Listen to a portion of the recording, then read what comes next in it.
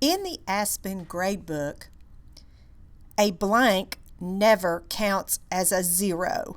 A blank is just a blank in the scores column. So if a student doesn't turn any work in and the column is blank, the student is still not penalized for that.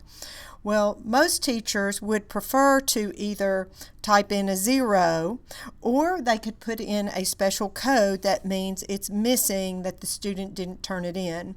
Sometimes parents get confused over whether the student just didn't turn it in or the student was actually given a 0 on an assignment that they did turn in. So it's helpful to have those special codes. So this video will help you to set up your special codes in your gradebook. Once you set up special codes, they are available in every class that you have. You only have to set them up one time. And it's probably a good idea that you have a conversation if you're teaming with other teachers so that the same special codes are being used across all the classes so that parents aren't confused when they log into the portal and see different codes being used for the same purposes. Okay, so on your Tools top tab, you have a Special Codes side tab. And notice that there are no special codes existing, so we're going to go ahead and we're going to add one, and we're going to say Options, Add, and this code is going to be an M standing for missing. Now, if the student didn't turn the work in, I certainly wouldn't want it to be exempt from calculations. So I'm going to click the behavior and say calculate this as a 0. And then I also want this to report as missing. In the earlier video where we set up our preferences, there was a place for you to check report as missing and have the missing column show, and that's exactly what that does. Now, I would also like to change the color of this M so that it stands out a little bit. So I'm going to click on that and I'm going to choose the red and say OK.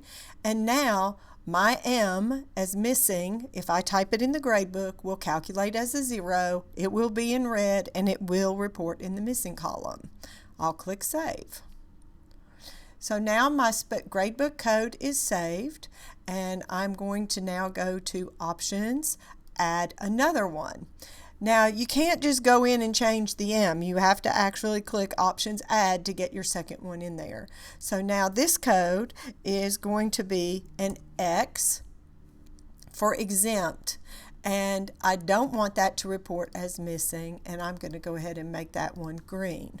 Maybe you have a student that just moved in, they're a new student, and there's an assignment due the second day they're there, and they haven't had the opportunity to complete that assignment, but you don't want it to count against them. So you can either leave it blank, because again, blanks don't count against a student, or you can put an X for exempt.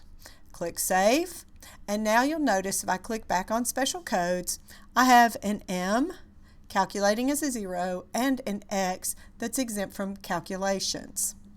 It's super important for you to understand that there are already codes being used in the gradebook.